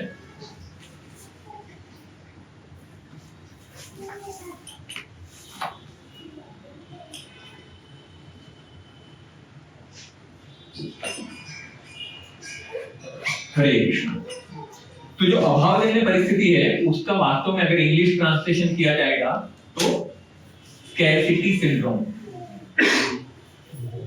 और ये हम सबने अनुभव किया है, आप माने या ना माने, सबने अनुभव किया है। जो स्कैरसिटी नाम है, ऐसा लगता है कि दुनिया में जितने भी रिसोर्सेस हैं वो सारे कम पड़ जाएंगे। इसका सबसे अच्छा उदाहरण है लोकल ट्रेन में देखने का। मुंबई की लोकल ट्रेन में जाएंगे ना, पूरा ट्रेन खाली होगा, पूरा ट्रेन खाली होगा, 4-5 लोग चढ़ने वाले होंगे, वो ऐसे चढ़ेंगे जैसे युद्ध करने जा रहे हैं। और अंदर जाएंगे और सारी सीटें खाली है, सारी विंडो सब खाली है, लेकिन देखेंगे कहां बैठो। अरे भाई कहीं पे भी बैठ, पूरा सीट खाली, पूरा डब्बा खाली है। बट स्कैरसिटी सिंड्रोम, मुझे नहीं मिला तो। टिकट की लाइन में लगेंगे और टिकट की लाइन में लगेंगे तो ऐसा लगेगा उनको कि यार जब टिकट लेने पहुंचे आगे इतना सारा लाइन है तो ऐसा लगेगा अरे तू कितना टिकट निकाल रहा है, अरे जल्दी कर जरा। ऐसे आगे बढ़ते जाएंगे धीरे धीरे और फिर पता चलेगा कि टिकट में टाइम लगाया, अपना जैसे ही नंबर आया उसका लंच टाइम हो गया तो वो चला गया। तो इसके कारण उसको लगता है कि अरे मतलब मुझे टिकट नहीं मिला। तो ये जो अभाव की ग्रस्त परिस्थिति है ना, वो आपके जीवन में उपलब्धियों को महत्व कम कर देती है और आपको हमेशा ही लगने लगता है कि हमें अगर वो चीज नहीं मिली तो। अब जैसे अभी यहाँ पे कार्यक्रम होता होगा, कोई कार्यक्रम होगा जहाँ पे कुर्सियां होंगी, अब यहाँ पे 4 सीट है। अब यहाँ पे कोई आके देखेगा कि जल्दी जाते हैं नहीं तो सीट नहीं मिलेगी, कुर्सियां नहीं मिलेगी तो मुझे नीचे बैठना पड़ेगा। तो ऐसे शिष्टाष्टकम प्रभु है, वो ना फॉरेन में एक बार क्लास कर रहे थे, तो योगा स्टूडियो में उनका क्लास रखा गया है ना। तो योगा स्टूडियो में क्लास रखा गया और वो वहां पे सब चेयर में बैठ, योगा में क्या होता है, योगा में वो योगा स्टूडियो था तो वहां पे सबको ऐसे पलाटी मार के बैठने का आदत था और प्रभु जी भी बैठ के कर रहे हैं और बाकी सब लोग भी बैठे हैं। पर वहां पर एक लेडी थी और विदेश में जाके अगर आप, प्रभु जी बता रहे थे कि कैसे वो ट्रेन में भी जाते थे ना, 2-3 घंटे का जर्नी होता था, तो वो ऐसे पलाटी मार के बैठ जाते थे और फिर जपा करने लगते थे। तो लोग सोचते रहते थे बहुत देर तक कि ये बैठा कैसे, ये कौन सा पैर कहां से निकल रहा है और कहां जा रहा है। उनको आदत ही नहीं ऐसा पलाटी मार के बैठने का। तो उनके प्रवचन में भाई महिला थी और वो बोली कि मैं नीचे नहीं बैठ सकती, मैं क्या चेयर पे बैठूं, ऐसा मतलब मैं थोड़ा पैर ऐसे लंबा करके बैठ सकती हूँ। तो फिर उन्होंने, अभी वो पहली बार गए थे तो उन्होंने अनुमति दी कि आप चेयर पे बैठो। तो चेयर पे बैठी थोड़ी देर और फिर थक गई तो फिर वो धीरे धीरे नीचे बैठ गई और नीचे बैठ के लेट गई और शिष्टाष्टकम हमको बोलते हैं कि मेरे जीवन का एक ऐसा क्लास था जहां पर मैं प्रवचन दे रहा हूं और मेरे सामने वो महिला जो है वो शेष साई विष्णु की तरह लेटी है और प्रवचन को सुन रही है। तो ऐसे बहुत सारे उदाहरण हैं। तो हमें ये देखना है कि कैसे हमारे जीवन में, और ये ना एक संस्था है, उसने ऐसा एक अनुसंधान किया है, एक ऐसा रिसर्च किया है कि जो आप बोलते हैं ना स्कैरसिटी मैंने बोला ना अभी कि हमारे जीवन में इसका अभाव है, उसके कारण व्यक्ति को बहुत सारे रंज रह जाते हैं। रंज समझते हैं आपको? गिल्ट, आत्मग्लानि बोलो या गिल्ट बोलो, या रंज रह जाता है।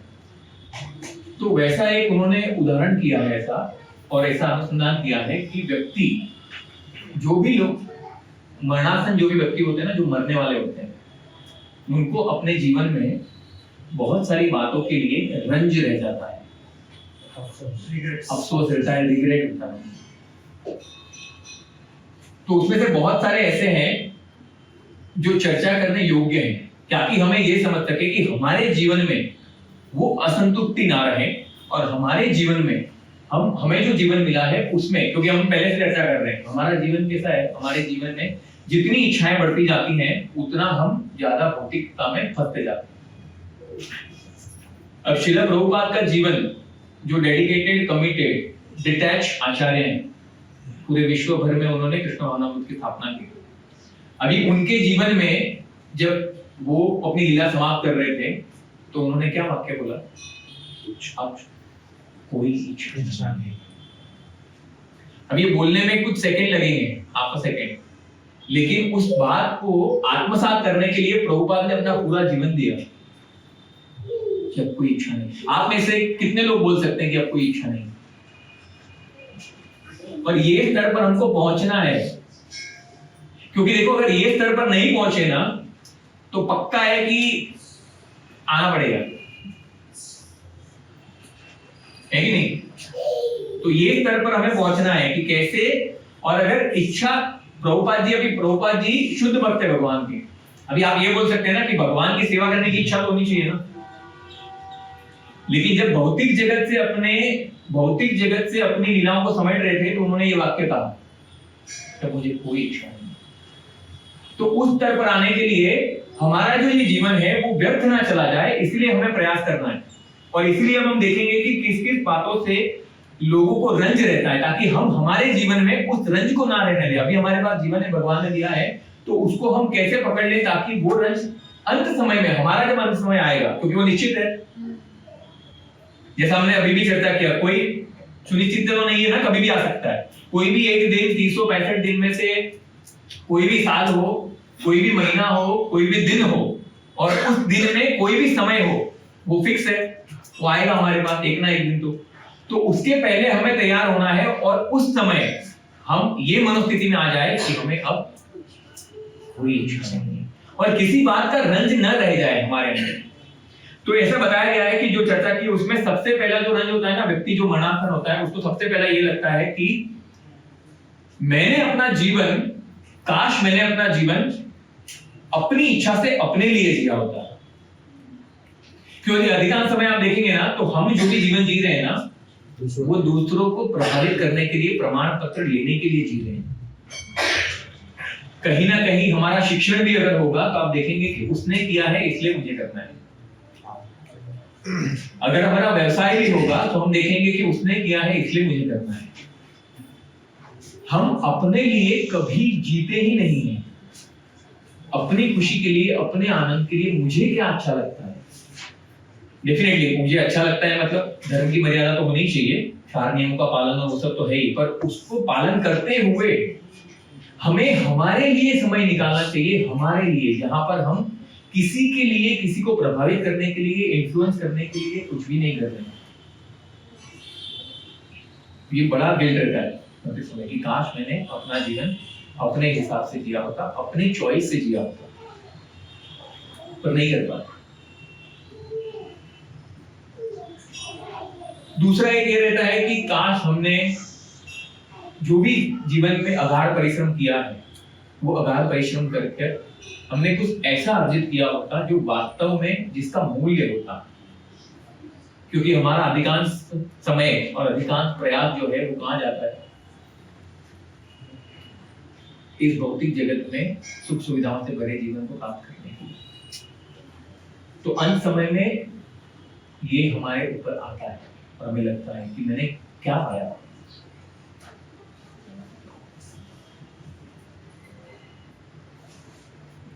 तीसरा ऐसा आता है कि जहां पर लोगों को विशेष रूप से ऐसा अनुभव होने लगता है कि हमारे जीवन में हमने कभी कुदरती वस्तुओं का सेवन नहीं किया, मतलब कुदरती पदार्थ को, अनप्रोसेस्ड प्रोडक्ट हमने नहीं खाए।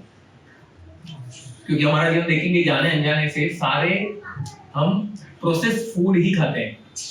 तो एटलीस्ट हमारे दिनचर्या में, हमारे जीवन में महीने में या हफ्ते में एक दिन ऐसा होना चाहिए जहां पे हम टोटली नेचुरल इंग्रेडिएंट्स पे डिपेंड रहते हैं। एक दिन, कोई भी एक दिन हम ऐसा रख सकते हैं। अब ये जो है ना, चौथा जो है वो सबके जीवन में सबने अनुभव किया है, और ये बहुत हर व्यक्ति को पिंच होता है, और वो है कि काश हमने अपने माता पिता की सेवा की होती, काश हमने हृदय से उनके लिए कुछ किया होता।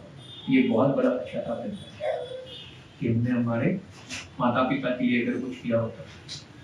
क्योंकि हम अधिकांश समय क्या करते हैं, हम मित्रों के साथ खुलते हैं, मित्रों के साथ बातें करते हैं, पर हम में से कितने लोग हैं जो अपने परिवार में अपने माता पिता से बैठ के बात करते हैं। हो सकता है हम व्यस्त हो, हमारे पास समय ना हो, कार्यकाल करने हो, बट उसमें इन छोटी छोटी चीजों को हम भूल जाते हैं। कितने लोग हैं, मैं खुद की भी बात करूं, कितने लोग हैं कि माता ने हमारे लिए जो कुछ भी किया है, जो कुछ भी बनाया, कितनी बार हमने थैंक यू बोला है, या पिता को कितनी बार बोला है। और ये जैसे जैसे वरिष्ठ होने लगते हैं ना, हमको एक बात समझनी होगी कि काल के प्रभाव में, क्योंकि हम भौतिक जगत में है, तो कहीं ना कहीं एक बात तो तय है कि आज हमारे माता पिता जितना जीवन उनका हो गया है उतना तो नहीं जिएंगे ना, उतना वापस जिएंगे क्या, वो नहीं जिएंगे। तो फिर उस जो थोड़ा सा समय है उसमें क्यों ना उनके साथ हम प्रेम का आदान प्रदान कर लें। कितने लोग हैं जो अपने माता पिता को गले लगा रहे हैं, लगाए, आंखों को भी गले लगाए, पैर छू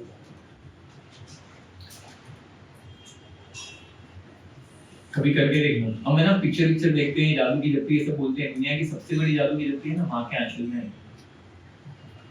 जब आपका आत्मविश्वास डगमगाने लगे, आपको कहीं पे कोई आसरा ना मिले, सब जगह से प्रताड़ित हो गए हैं, तब जाकर माँ बैठी होगी ना, बिना कुछ बोले उसकी गोद में सर रखकर लेटना। मैं विश्वास से कहता हूँ आपको ना गोलोक का अनुभव होगा। और वो गोलोक का अनुभव आपको क्यों होगा? क्योंकि वो रस का पान करने के लिए परब्रह्म परमेश्वर जिनके वचनों पर हम भगवद गीता पढ़ रहे हैं वो लालायित रहते हैं। और जब भगवान द्वारका में थे ना, तो द्वारका में थे तो उन्हें क्या याद आता है?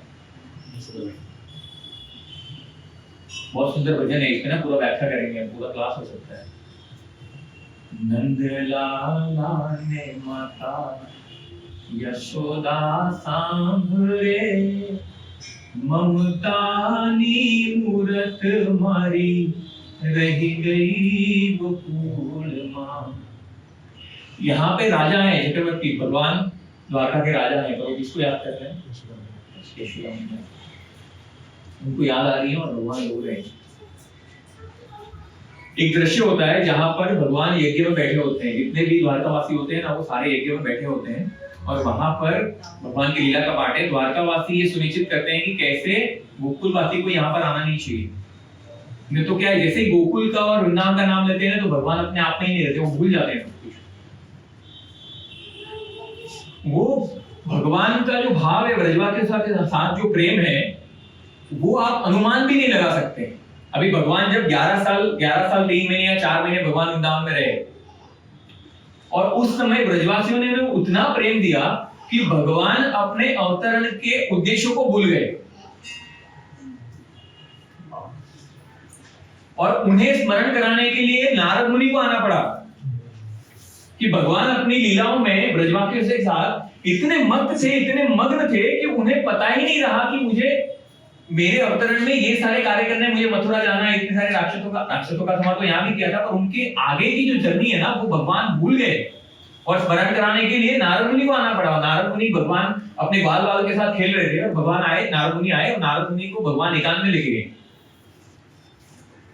और नारद मुनि भगवान को बोलते हैं कि प्रभु, मतलब मेरी कोई योग्यता नहीं है कि मैं आपको आपकी लीलाओं का खंडन करूं या आपको बेसिकली डिस्टर्ब करूं, पर मुझे चिंता है क्योंकि आपका जो अवतरण हुआ है वो बहुत सारे कार्य करने के लिए हुआ है। अगर आप यहाँ पे ही व्यस्त रहेंगे तो ये सब कौन करेगा? और तब भगवान जैसे मतलब ऐसे नींद में से उठते हैं, ऐसे भगवान ऐसे चमक जाते हैं, और फिर भगवान क्या बोलते हैं, बहुत सुंदर कन्वर्सेशन है, आप सुनेंगे ना तो आपको लगेगा मतलब यही कथा करते रहे। तो भगवान क्या बोलते हैं, भगवान आप मुझे कैसे बोल सकते हो कि मैं वृंदावन को छोड़ के चला जाऊं? आपको मालूम है कि वृंदावन के जो भक्त हैं वो मुझसे कितना प्रेम, क्या आपको अनुमान भी है कि कितना प्रेम करते हैं?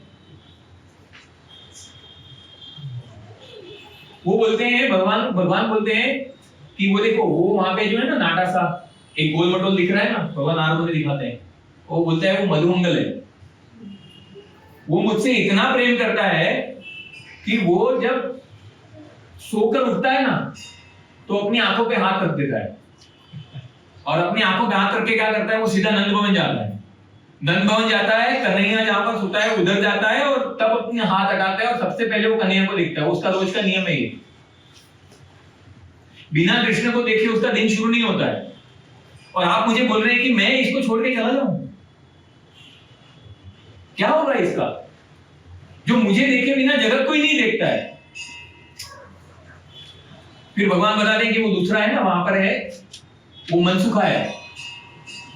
वो मनसुखा का इतना प्रेम है भगवान से कि मनसुखा जब भगवान प्रसाद लेते हैं ना तो भगवान के खाने के बाद वो उनका उच्चिष्ट ही खाता है। भगवान से लड़ाई भी हो गई रहेगी ना, भगवान से बात भी नहीं कर रहे रहेंगे, तो भी भगवान प्रसाद लेने के बाद उनका जो उच्चिष्ट है वही खाता है। तो आप मुझे कह रहे हैं कि इसको छोड़ के मैं चला जाऊं तो अरे वो तो भूखा मर जाएगा।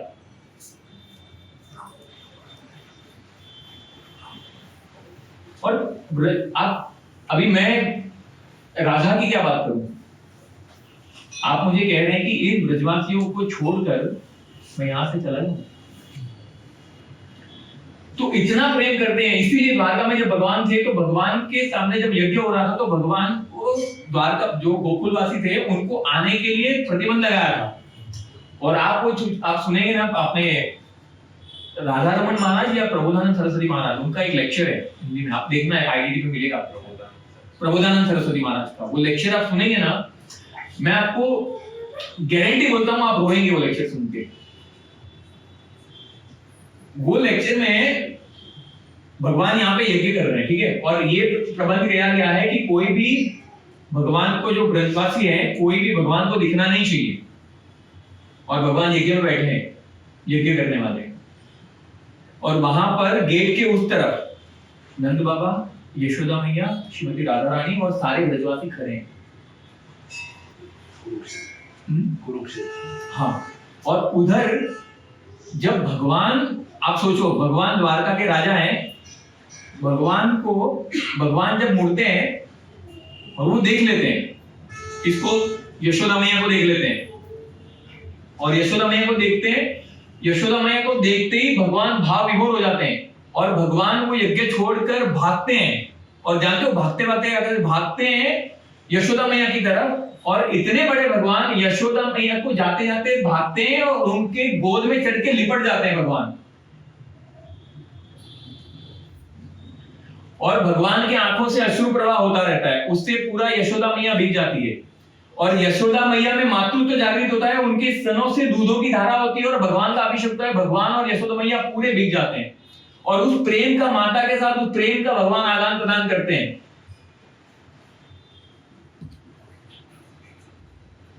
और बहुत विवरण दिया हुआ है, आप देखेंगे ना तो आप सोचेंगे कि जो राधा रानी की दशा है ना, मनोज की दशा है, आप ऐसा वर्णन किया गया कि राधा रानी कौन है, मतलब राधा रानी भगवान की रानी रहती है और जहां से सुंदरता प्रकट होती है तो वो राधा रानी कितनी सुंदर होगी।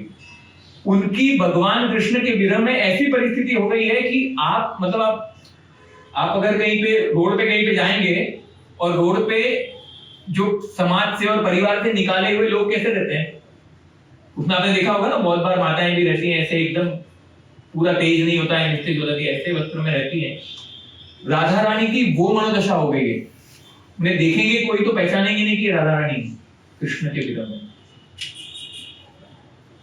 वो उतना प्रेम करते हैं। तो मैं ये सब क्यों कह रहा हूं कि हमारे पास भगवान का ब्रजवासियों जैसा प्रेम करने का जो कर है, उसके हम प्रयास में हैं, उसके प्रोसेस में हैं, पर हमारे पास अभी माता पिता नहीं है। सोचो भगवान वो प्रेम का आस्वादन करने के लिए इतने तरसते हैं। और हमें लगता है कि कभी कभी हम कृष्ण भावना में आते हैं तो दुर्भाग्य होता है और ऐसा लगने लगता है कि माँ तो माया है तो पापा पापी। बहुत लोगों को लगता है ऐसा, हम भक्ति कर रहे हैं और हमारी भक्ति में बाधा डाल रहे हैं या हमें भक्ति नहीं करने दे रहे हैं, भक्ति करने, कोई भी परिस्थिति हो, पर हम उनका ऋण नहीं चुका सकते, कुछ भी हो जाए।